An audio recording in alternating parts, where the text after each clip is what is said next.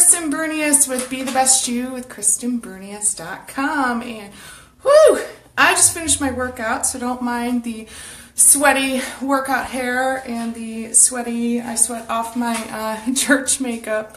But as I was working out, I realized that I have promised many of you that I would talk about some of the research that I've found out about what are the best workouts for those who are struggling with adrenal fatigue or thyroid disease.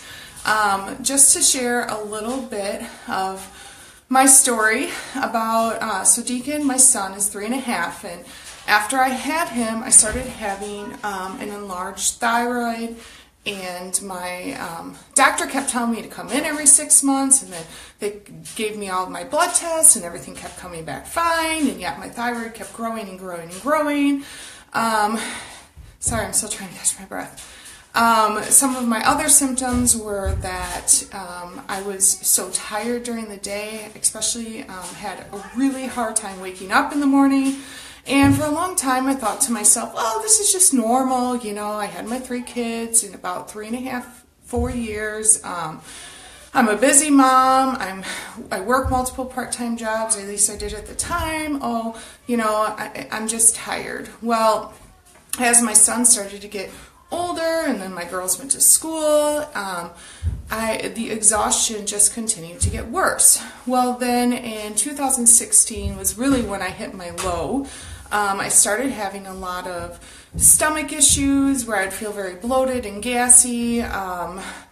My exhaustion hit an all-time high where I would like almost wake up in the morning and count the hours until I could nap. And thankfully my son is a awesome napper. I mean, if I want to nap for 3 hours, he cuddles right next to me and we nap for 3 hours.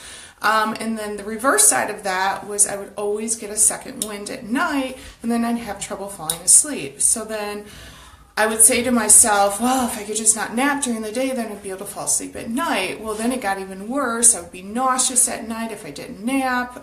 I'd lose my appetite. I'd be reaching for carbs because I was so exhausted. Having all of these symptoms. On top of that, weight gain. I gained 30 pounds in 2016. As a matter of fact, I started Beachbody in 2012, and in 2016, I surpassed my before weight, my never again weight, my starting weight that I had started at in 2012 by 6 pounds. So that was devastating to me. Here I am coaching these women. I'm gaining so much weight throughout the year. I couldn't figure out why. I thought maybe it was, you know, I'm lifting, I'm muscle, you know, whatever. I ended up, then they found out I had nodules on my thyroid, so then they did this ultrasound, and they're like, oh, here's the dead parts of your thyroid. Oh, once it starts blocking, because it's right here, once it starts blocking your trachea and your, what am I thinking? Your ability to breathe and swallow. Why can't I think of the right words? Obviously, I'm not a nurse. Somebody help me out. My trachea and my vocal cords. Oh, we'll just take it out and we'll give you hormone replacement. And I was like, no, that's not a solution to me. You know, just removing something. I want to see, you have to understand, I want to know why, I want to understand, and I want to learn. So I did a lot of reading. Through help from many of you, I discovered cortisol. Long story short, it was not my thyroid, it's my adrenals that are not acting properly. And so I started getting cortisol tests, and sure enough, my cortisol levels were very low. Then finally my doctors started to take me seriously. By then I had left those doctors for insurance reason, and quite honest with you, because they never believed me for all of these years. They thought I was just like lazy or something. And so I'm on this whole new treatment plan.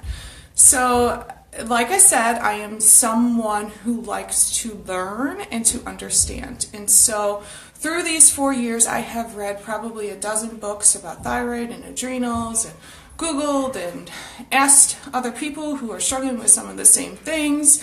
And what I have learned through this whole process is a lot of things. And one of them has to do with exercise. So the whole point of this video is, what is the best exercise for people with thyroid disease or adrenal fatigue? Now what you have to understand is the reason that I group them together is more than likely if you have thyroid disease, if you have an enlarged thyroid, more than likely there's something wrong with your adrenals, because the whole system works together, okay? And so by fixing your thyroid, you're leaving out your adrenals. And so it's a whole system, all right? And I'm not a doctor, nor do I claim to be. This is Kristen wants to know and understand sort of a thing. So that's why I grouped it together. So the best exercise, you will be surprised, but the best workouts to do for either adrenal fatigue or for thyroid disease is to take it back a notch. What? That was so hard for me to understand because, oh, sorry, getting a message. Because I kept thinking to myself, well, I'm gaining weight, I need to work out harder, I need to work out harder, I need to work out harder. Well, little did I know that's really hard on your endocrine system. And I won't go into all the ins and outs. A simple Google search of what's the best exercise for adrenal fatigue or thyroid disease will give you the same exact answers that I'm telling you, but a lot more medically sound. But basically, it puts too much stress on your adrenals, which control your thyroid and yada, yada, yada. So some of the best exercises to do if you're someone who has either of these conditions are Pilates, yoga, weight training, walking, plyo. That's what I'm doing right now. And that doesn't mean that you don't break a sweat. Look at this, doing plyo and still sweating, but it's learning to take it back a notch. So I went from core to force, which I loved core to force. Core to force is one of the hardest workouts I've ever done, to yoga.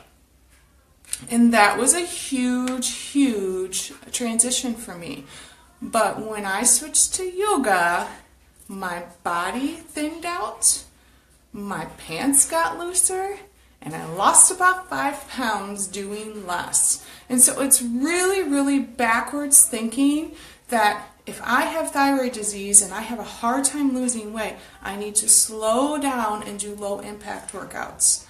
And you feel like you need to work harder, but in fact, you probably need to slow down if you're someone who is training really hard. Now, let me back up a little bit. If you're someone who's laying on the couch doing nothing, this is not for you. This is for if you're working out 7 days a week for an hour at a time, you need to pull it back.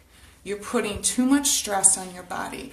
Don't do the cardio. Cardio is really hard on your body. Walk, don't run. You get what I'm saying? Watch your heart rate. Make sure it's not getting up too high. And what you will find is by putting less stress on your adrenals, and it's all connected, is that you will start getting results faster. So I have a number of programs that I could recommend to you if you're looking for something, but 30 minutes a day, 30 to 45 minutes a day. Please don't spend 2 hours in the gym. It's a waste of your time. It's not good for your body. Unless you're doing it as a social hour, there's no reason why you need to work out for 2 hours a day or an hour a day. 30 to 45 minutes, yoga, Pilates, weight training, what am I missing? Plyo, walking, maybe do like a step class, maybe something like line dancing. But my point being is that you have to pull it back a bit if you have thyroid disease or if you have adrenal fatigue or anything like that. So I am very early in my stages of adrenal recovery, but what I have noticed since I have stepped back my workouts a bit, and I did a month of yoga and now I'm doing Pilates, is that my body's changing, which is so weird and so hard for me to understand, but my stomach is flatter. My stomach issues are starting to go away, and a lot of that has to do with diet too. I'm not gonna lie. I do really, really watch what I eat, but I'm not as fatigued. I can sometimes make it through the day without napping, and sometimes when I do still need that mental break, instead of being 2 or 3 hours, it's a half hour, 45 minutes. So I hope that helps. So if you are someone who has either thyroid disease or adrenal fatigue, message me if you have any questions, and I'd love to help you and hook you up with the program, or give you a little bit of insight on some of the meal plan things that I have learned. And of course, I'm always just a message away. So I am going to go shower because I'm a sweaty mess, and I will talk to you soon. All right, bye.